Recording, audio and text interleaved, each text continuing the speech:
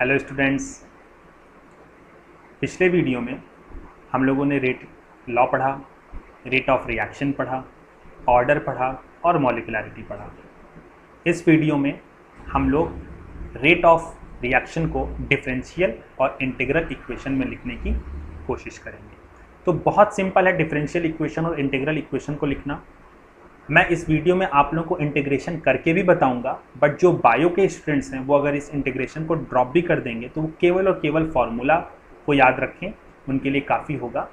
जो मैथ्स के स्टूडेंट्स हैं वो इंटीग्रेशन पढ़ने के बाद इस डेरिवेशन को भी याद रखेंगे। तो let's start with differential equation.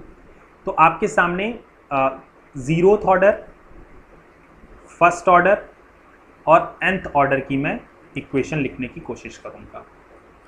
तो अगर मैं जीरोथ ऑर्डर की बात करूं तो मैं लिखूंगा rate is equals to, let us assume that कि जो रिएक्शन है दैट इज रिएक्टेंट चेंज हो रहा है प्रोडक्ट में, तो मैं लिखूंगा rate is equals to minus of D R by D T. जहाँ पर जो आर था वो रिएक्टेंट था।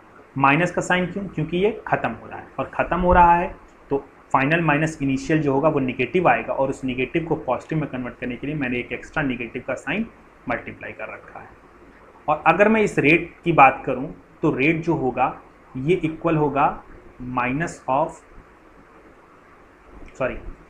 एक रेट कांस्टेंट के k और r टू दी पावर 0 के। क्यों r टू दी पावर 0 के? क्योंकि ये जीरोथ ऑर्डर रिएक्शन है। इस इक्वेशन को, एक्सप्रेशन को हम याद रखेंगे ताकि फर्दर हम इसका इस्तेमाल इंटीग्रेशन में भी कर सकें। अब अगर मैं फर्स्ट की बात करूंगा, फर्स्ट ऑर्डर की, तो rate will be equals to minus of D R by D T is equals to, अगर ये फर्स्ट ऑर्डर रिएक्शन होगी तो रिएक्टेंट की पावर क्या होगी? First, is equals to k r to the power 5। अब अगर इसी तरीके से मैं बात करूंगा सेकेंड ऑर्डर की तो R to the power 2, third order की तो r टू दी पावर 3, और अगर मैं बात करूंगा nth ऑर्डर की तो rate will be equal to minus of D r upon में d T is equals to k r to the power n। ये जो आपका इक्वेशन निकलेगा ये nth ऑर्डर के लिए हो गया, और इसके जो ऊपर वाली निकली है वो फर्स्ट ऑर्डर के लिए हो गया। ठीक है, तो आपके सामने ये जो तीनों इक्वेशंस लिखी हुई हैं ये तीनों डिफरेंशियल इक्वेशन हैं। और ये डिफरेंशियल इक्वेशन कैसे आई तो ये मैं आपको पहले भी बता चुका हूँ कि अगर एक रिएक्टेंट है जो प्रोडक्ट में चेंज हो रहा है तो ये इक्वेशन मैंने आपको सबसे पहले स्टार्टिंग में रेट लॉ में भी बता दी थी, रेट ऑफ रिएक्शन में भी बता दी थी। साथ में मैंने आपको ये भी बताया था कि जब कभी भी हम रेट लिखते हैं तो rate is equals to k r to the power, जो ऑर्डर होता है उस ऑर्डर का हम पावर लग देते हैं। अगर ये जीरोथ ऑर्डर की है तो आर टू दी पावर 0, अगर ये फर्स्ट ऑर्डर की है तो आर टू दी पावर 1, और अगर ये nth ऑर्डर की है तो r to the power n। अब अगर हम बात करेंगे कि अगर इन इक्वेशंस को, जो हम इक्वेशन फर्स्ट, इक्वेशन सेकंड और इक्वेशन थर्ड हम मान रहे हैं further zeroth order, first order और nth ऑर्डर के लिए, इसको हम इंटीग्रेटेड इक्वेशन में कैसे लिख सकते हैं। तो आइए अब हम लोग देखते हैं कि किस तरीके से एक डिफरेंशियल इक्वेशन को इंटीग्रेटेड इक्वेशन में चेंज किया जा सकता है। तो सबसे पहले हम जीरोथ ऑर्डर की बात करेंगे। तो चलिए रिएक्शन इमेजिन कर देते हैं, like reactant changes to product. अगर ये रिएक्टेंट प्रोडक्ट में चेंज हो रहा है तो जब टाइम 0 रहा हो, मतलब at time t is equals to 0, तो 0 टाइम है, मतलब अभी तो रिएक्शन स्टार्ट ही नहीं हुई भाई। 0 टाइम मतलब अभी हमारे टाइम स्टार्ट कर रखा है, बट टाइम कभी 0 नहीं हो सकता। बट जिस टाइम पर हम इसे स्टार्ट कर रहे हैं उस टाइम को हम 0 मान ले रहे हैं कि भाई वो अभी 0 टाइम। जब 0 टाइम है तो ये बिल्कुल जितना हम लिए होंगे उतना ही रहा होगा, तो मतलब हम इसको इनिशियल कंसंट्रेशन बोल दे रहे हैं R0। R0 is basically initial concentration, और 0 टाइम पर प्रोडक्ट कितना रहेगा? 0, मतलब प्रोडक्ट तो बना ही नहीं होगा, तो प्रोडक्ट कितना हो गया? 0। अब कुछ समय के बाद, t समय के बाद 0 से टाइम बढ़ करके कितना हो गया? t। तो जब 0 से टाइम बढ़ करके हो गया t तो R0 में से कुछ खत्म होगा। जो खत्म होगा उस पर डिस्कस नहीं करना है। बचा कितना? तो हम मान लेते हैं t समय पर जो बचा है दैट इज बेसिकली RT। ठीक है, तो t समय के बाद RT अमाउंट बच गया। अब बच गया तो अगर ये कुछ खत्म हुआ है और बचा इतना है तो जो खत्म हुआ है वो कहाँ गया? तो वो प्रोडक्ट में चेंज हो गया। तो मान लेते हैं कि प्रोडक्ट चेंज बन गया होगा PT या PX, कुछ भी मान लो, क्योंकि हमको प्रोडक्ट से मतलब नहीं रखना है, हम इक्वेशन जो मेंटेन रखेंगे या इक्वेशन जो हम डिराइव या इंटीग्रेट करेंगे वो सिर्फ रिएक्टेंट के टर्म्स में हम करेंगे। तो आपको जीरोथ ऑर्डर की रिएक्शन समझ में आ गई। और जब बता रहे हैं जीरोथ ऑर्डर है तो अगर हम इसका रेट लॉ लिखेंगे तो हम कुछ ऐसे लिख सकते हैं that rate is equals to minus of D R by D T. ये तो रेट का फॉर्मूला हो गया। और जब ये जीरोथ ऑर्डर है तो जीरोथ ऑर्डर का मतलब क्या होगा कि रिएक्टेंट की पावर जीरो होगी। अगर ये फर्स्ट ऑर्डर होता तो रिएक्टेंट की पावर फर्स्ट होती, और अगर ये सेकंड ऑर्डर होता तो रिएक्टेंट की पावर सेकंड होती। तो अब फिर से हम स्टार्ट करते हैं इसको इंटीग्रेट करना। तो इंटीग्रेट करने से पहले मैं आपको बता दूं, इंटीग्रेट हम तभी कर सकते हैं जब वेरिएबल्स जो हों वो सेम। तो डी आर के नीचे डी टी है, मतलब ये रिएक्टेंट का वेरिएबल चल रहा है जबकि टाइम का वेरिएबल है। तो रिएक्टेंट वाले वेरिएबल के साथ रिएक्टेंट वाला वेरिएबल होना चाहिए। तो इसको हम इस साइड लेकर के जाएंगे और डी टी को हम इस साइड लेकर के जाएंगे। तो हो गया माइनस ऑफ डी आर, और r to the power zero, किसी का पावर अगर जीरो हो तो उसकी वैल्यू होती है 1, और अगर r to the power zero की वैल्यू हो गई 1 तो ये क्या होगा, इसके नीचे आएगा। तो 1 मतलब कि खत्म हो गया, is equals to D T इसके ऊपर जाएगा तो क्या हो गया k डी टी। ठीक है, r not to the power zero तो इसका मतलब हो गया 1 नीचे चला गया और डी टी ऊपर चला गया। तो 1 नीचे आ गया तो 1 यहाँ और डी टी यहाँ। अब हम इसको इंटीग्रेट करेंगे। अगर हम इसके सामने इंटीग्रेशन का साइन लगाएं तो थोड़ी देर के लिए हम 1 को तो अब खत्म ही कर सकते हैं भाई, हमको पता चल गया कि 1 कहाँ से आया, तो ये 1 खत्म। और अब अगर हम इसे इंटीग्रेट करें तो माइनस में डी आर, माइनस में डी आर का मतलब इसको आर के वेरिएबल में अगर हम इंटीग्रेट कर रहे हैं तो इनिशियल से फाइनल तक इंटीग्रेट करेंगे। तो इनिशियल कंसंट्रेशन कितना था आर नॉट, और फाइनल कंसंट्रेशन कितना बचा, तो टी टाइम पर बचा कितना आर टी, तो हम आर टी तक इसको इंटीग्रेट करेंगे। आर टी तक हमने इसको इंटीग्रेट कर दिया। अब अगर हम बात करेंगे के डी टी, तो टी वेरिएबल है तो वेरिएबल टी कितना चल रहा है, फ्रॉम जीरो टू टी, मतलब जब जीरो था तो आर नॉट था और टी था तो आर टी था।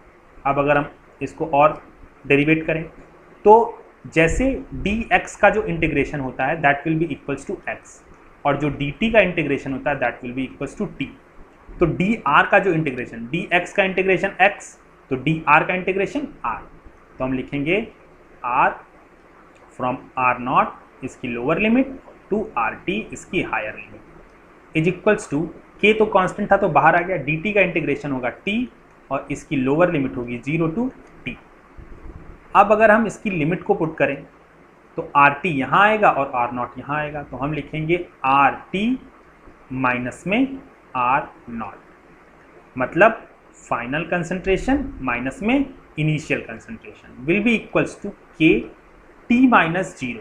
तो टी माइनस जीरो कितना आ जाएगा, के टी, और अगर हम फाइनल वैल्यू लिखें तो K will be equals to are T minus में आर नॉट अपॉन में टी। तो ये हमारा जीरोथ ऑर्डर के लिए इंटीग्रेटेड इक्वेशन आ गई। इस इक्वेशन को जो बायो वाले स्टूडेंट हैं वो डायरेक्ट ये इक्वेशन याद रखेंगे, और जो मैथ्स वाले स्टूडेंट हैं वो इसका डेरिवेशन करने की भी पूरी कोशिश करेंगे। अब उम्मीद रखता हूँ कि जीरोथ ऑर्डर आप लोगों को समझ में आ गया होगा। तो अब चलते हैं फर्स्ट ऑर्डर पे। तो अब अगर हम फर्स्ट ऑर्डर की बात करें तो फिर से हम इसी रिएक्शन को इमेजिन करेंगे कि कोई एक रिएक्टेंट है जो प्रोडक्ट में चेंज हो रहा है। जब टाइम जीरो था तो ये आर नॉट था और प्रोडक्ट कितना था 0, और जब टाइम टी हो गया तो ये आर टी हो गया और प्रोडक्ट कितना हो गया, मान लेते हैं कुछ पी टी, पर हमको प्रोडक्ट से कोई मतलब नहीं है, हम रिएक्टेंट के टर्म्स पे ही डेरिवेट करेंगे। तो फर्स्ट ऑर्डर के लिए हम क्या लिखेंगे, तो फर्स्ट ऑर्डर के लिए हम लिखेंगे rate is equals to minus of D R by D T, और क्योंकि ये फर्स्ट ऑर्डर है तो हम लिखेंगे के आर टू दी पावर 1। जब फर्स्ट ऑर्डर होगा तो इसके सामने 1, हम आपको पहले बताया जीरो ऑर्डर था तो हमने यहाँ पर 0 लिखा था। अब इस वाले टर्म को हम क्या करेंगे, इंटीग्रेट करेंगे ताकि हमें एक इंटीग्रल इक्वेशन मिले। और इंटीग्रेट करने से पहले हम एक एक वेरिएबल्स को अपने अपने तरफ लेकर के आएंगे। तो इंटीग्रेट करने के लिए हम क्या लिखेंगे, minus of D R by R is equals to K D T. अब जब हम इसको इंटीग्रेट करेंगे तो ये r वेरिएबल है तो r नॉट से rt तक इंटीग्रेट करेंगे। rt is remaining concentration at time t, where as r not is initial concentration. और जब हम dt को इंटीग्रेट करेंगे तो फ्रॉम 0 टू t। अब अगर जब हमने इसको इंटीग्रेट किया तो D R by R, D X by X का जो इंटीग्रेशन होता है वो होता है log x, ठीक है। तो डी आर बाई आर का जो इंटीग्रेशन होगा वो होगा log r। तो माइनस में D R by R is basically minus of log r, और हम लिमिट लगा देंगे इसकी from r not to are T. K constant है तो बाहर रहेगा, dt का इंटीग्रेशन हो गया t और लिमिट लग गई फ्रॉम 0 टू t।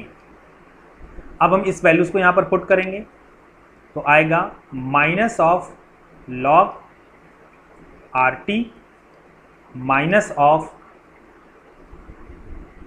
ये एक वैल्यू हो गई, और minus of log R not,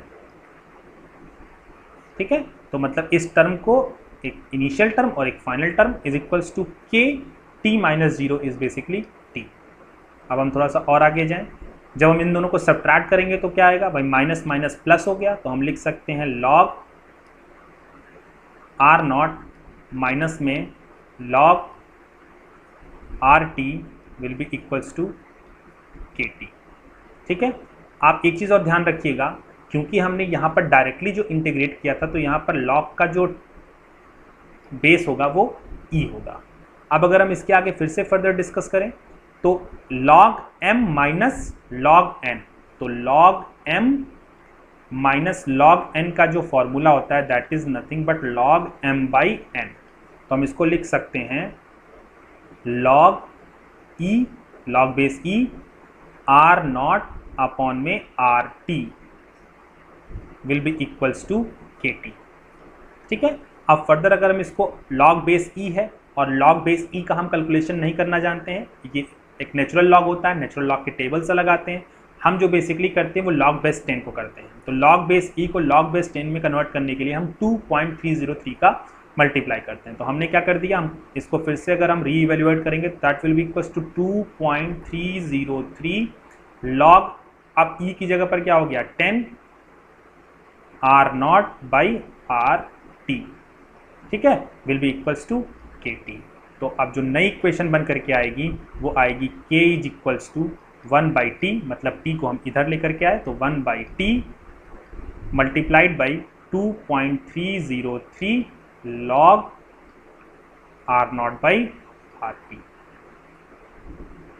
ये आपकी इक्वेशन बनके तैयार है।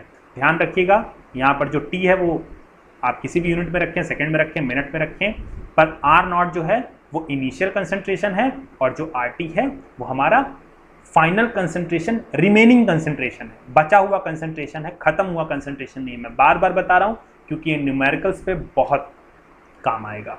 तो R not is initial concentration but R T is remaining concentration at time T. तो होप्स हो कि आप लोगों को फर्स्ट ऑर्डर भी बिल्कुल अच्छे से क्लियर हो जाएगा। अब हम चलते हैं nth ऑर्डर के लिए। अब बात आती है nth ऑर्डर क्या है, तो भाई 0th ऑर्डर हो सकता है, फर्स्ट ऑर्डर हो सकता है, तो second, third, fourth, fifth, sixth and nth order भी हो सकता है। वैसे तो चांसेस बहुत कम होते हैं, सेकेंड के बाद थर्ड फोर्थ के तो लगभग बिल्कुल नेग्लिजिबल होते जाते हैं। जैसे अगर हम आपको एक छोटा सा एग्जांपल बताएं, थर्ड ऑर्डर रिएक्शन, तो अगर हम थर्ड ऑर्डर, तो मतलब अगर हम ऑर्डर और मॉलिक्युलरिटी, मतलब एक सिंपल रिएक्शन एज्यूम करके चलें कि ऑर्डर भी सेम है और मॉलिक्युलरिटी भी सेम है, तो सिंपल इक्वेशंस में अगर ऑर्डर 3 है या मॉलिक्युलरिटी 3 है तो 3 लोगों का एक ही समय पर टकराना बहुत मुश्किल है। क्यों भाई, ए है, बी है और सी है, तीनों आपस में कुछ स्पीड से आ रहे हैं और तीनों एक समय पर एक ही जगह पर टकराएंगे, ये बड़ा मुश्किल काम है।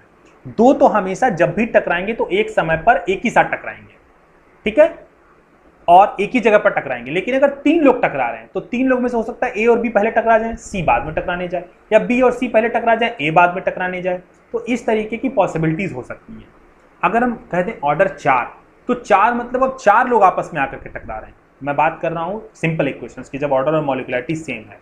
तो अगर 4 लोग आपस में आकर के टकरा रहे हैं तो वो तो और मुश्किल हो गया। ऐसा भी हो सकता है कि 3 लोग आकर के टकरा जाएं और बाकी फिर जो चौथा वाला मॉलिक्यूल है वो अभी ना टकराने आया हो। तो इसका मतलब जैसे जैसे ऑर्डर और मॉलिक्युलरिटी बढ़ती जाती है ये एक टफेस्ट सिचुएशन आती जाती है, मतलब हायर ऑर्डर्स की रिएक्शन पॉसिबल नहीं है फिलहाल। लेकिन उसके बावजूद भी मैं आपको nth ऑर्डर की एक इक्वेशन बता दे रहा हूँ। इसमें आप फर्स्ट ऑर्डर से जीरोथ ऑर्डर से लेकर के किसी भी ऑर्डर की इक्वेशन प्रिपेयर कर सकते हैं, बस आप इसमें फर्स्ट ऑर्डर की इक्वेशन नहीं रख सकते। क्यों नहीं रख सकते मैं अभी आपको आगे डिटेल में बताऊंगा। तो हम फिर से वही इमेजिन करते हैं कि लाइक रिएक्टेंट चेंज हो रहा होगा प्रोडक्ट में, जहां पर 0 टाइम पर रिएक्टेंट की वैल्यू होगी R0 जबकि P की वैल्यू होगी 0, और T टाइम पर R0 जो होगा वो हो जाएगा RT और P जो होगा वो हो जाएगा PT। ये जो RT है वो बचा हुआ टर्म है, मैं बार बार आपको याद दिला रहा हूँ, ठीक है। तो nth ऑर्डर के लिए अगर हम रेट लिखेंगे तो rate is equals to minus of dr/dt is equals to kr to the power n। Why n? Because इस रिएक्शन का ऑर्डर कितना है nth। अब क्योंकि ये डेरिवेशन थोड़ा सा लंबा जाएगा, इस वजह से मैं इस पेज को 2 स्टेप्स में डिवाइड कर दे रहा हूँ, ठीक है। तो स्टार्ट करते हैं। तो आपके सामने आ गया minus of dr/dt is equals to kr to the power n। तो इंटीग्रेट करने के लिए r को इधर जाना पड़ेगा और dt को इधर आना पड़ेगा। तो मैंने लिख दिया integration from R0 to RT minus में dr अपॉन में r to the power n, और यहाँ पर आ गया integration of 0 to t, k बाहर आ जाएगा और dt। अब अगर हम नेक्स्ट लाइन में लिखेंगे तो माइनस को साइन को बाहर लाएंगे और r to the power n को हम ऊपर लेके जाएंगे। तो from R0 to RT r to the power minus n dr is equals to k integration of 0 to t dt। एक टर्म और हमने स्टेप बाय स्टेप इंटीग्रेट कर लिया। तो अब हम देखेंगे जब कभी भी हम इंटीग्रेशन करते हैं x to the power n dx का, तो हम लिखते हैं x की पावर n प्लस 1 अपॉन में n प्लस 1। तो हम r to the power minus n है, तो ये हो जाएगा r to the power minus n plus 1 upon में माइनस n प्लस। तो पहले माइनस का साइन लगा दिया और अब हम इंटीग्रेट करके लिखेंगे तो ये हो जाएगा r to the power minus n plus 1 upon में माइनस n प्लस 1। ये तो इंटीग्रेट करके लिख दिया r to the power minus n को, dr तो अब खत्म हो जाएगा और हम यहाँ लिखेंगे R0 और यहाँ लिखेंगे RT is equals to k dt की जगह पर अब क्या आ जाएगा t। तो ये हो जाएगा kt। अब बात आती है यहाँ पर हम कांस्टेंट टर्म क्यों नहीं लगा रहे हैं। अन्य जगहों पर आप बुक में देखेंगे प्लस c लगाया होगा या प्लस i लगाया होगा। तो मैं आपको एक चीज़ बता दूं, वो इनडिफिनिट इंटीग्रल्स होते हैं। तो इनडिफिनिट इंटीग्रल्स में आपका एक इंटीग्रेशन कांस्टेंट आता है, बट जब हम लिमिट लेके चल रहे होते हैं तो इंटीग्रेशन कांस्टेंट नहीं आ रहा होता। ये मैथ वाले बच्चे जानेंगे और मैंने आपको पहले ही बता दिया कि अगर आप बायो के हो तो डायरेक्टली आप केवल इक्वेशंस पे ध्यान दो। उसके बाद अब अगर हम बात करेंगे यहाँ पर, तो r to the power minus n plus 1 था और माइनस n प्लस 1 था। तो अब इसमें माइनस n प्लस 1 को अगर मैं बाहर निकालूँ तो पहले मैं यहाँ से माइनस कॉमन ले लूँ। तो जब मैं माइनस कॉमन लूँगा तो इस ब्रैकेट में n माइनस 1 बचेगा। भाई अगर मैं यहाँ से माइनस कॉमन ले लूँ तो n बचा, और प्लस में से अगर माइनस जाएगा तो यहाँ पर माइनस बचेगा और n माइनस 1 होगा। और ये जो माइनस मैंने कॉमन लिया, ये माइनस माइनस का अगर मैं मल्टीप्लाई कर दूँ तो आ जाएगा प्लस, यानी जो यहाँ पर बचेगा r to the power minus n plus 1 upon में n माइनस 1। होप सो ये आप लोगों को समझ में आ गया होगा। नहीं समझ में आया तो एक बार आप खुद से करके देखो। Is equals to kt। अब बात आ रहा है, ये तो आपके इसके सामने अब आपकी लिमिट भी बची है, that is R0 to RT। मतलब मैंने सिंपली माइनस का साइन अंदर मल्टीप्लाई कर दिया। तो अब हम ये कह सकते हैं फिर से, अब हम लिमिट पुट करेंगे तो 1/n माइनस 1 पे तो कोई लिमिट पुट नहीं होनी, तो इसको बाहर रख दो। r to the power minus n plus 1 में पहले हम रखेंगे RT और फिर हम रखेंगे R0। तो RT to the power minus n plus 1, फिर minus R0 to the power minus n plus 1 is equals to kt minus n plus 1। ठीक है।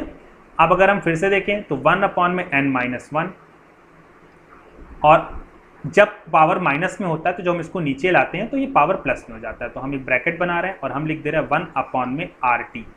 मतलब पहले RT की पावर माइनस n प्लस 1 था, पर जब हम RT को नीचे लाए तो ये क्या हो गया n माइनस 1, क्योंकि इसमें माइनस का मल्टीप्लाई हो जाएगा। तो माइनस का मल्टीप्लाई हुआ तो माइनस n और ये माइनस 1 हो गया। माइनस n प्लस 1 n में कन्वर्ट हो जाएगा और प्लस 1 माइनस 1 में कन्वर्ट हो गया। दैट इज माइनस R0, यानी 1 अपॉन में R0 n माइनस 1, ये R0 का पावर हो गया, इज इक्वल्स टू kt। तो ये जो आपके सामने इक्वेशन दिख रही है, ये इक्वेशन आपकी हो जाएगी nth ऑर्डर के लिए। पर याद रखिएगा इसमें कहीं पर भी n की वैल्यू 1 मत रखिएगा, क्योंकि अगर आप n की वैल्यू 1 रखेंगे तो 1 minus 1 is 0, 1 minus 1 is 0 and 1 minus 1 is 0, तो ये पूरा का पूरा इक्वेशन ही इनफाइनाइट में या जीरो में कन्वर्ट होने लगेगा। तो यहाँ पर n की वैल्यू हम 1 नहीं रख सकते, मतलब ये इक्वेशन फर्स्ट ऑर्डर के लिए वैलिड नहीं है। अगर हम n की वैल्यू 0 रखेंगे तो आप रख करके देखिएगा आपको जीरोथ ऑर्डर की इक्वेशन मिल जाएगी।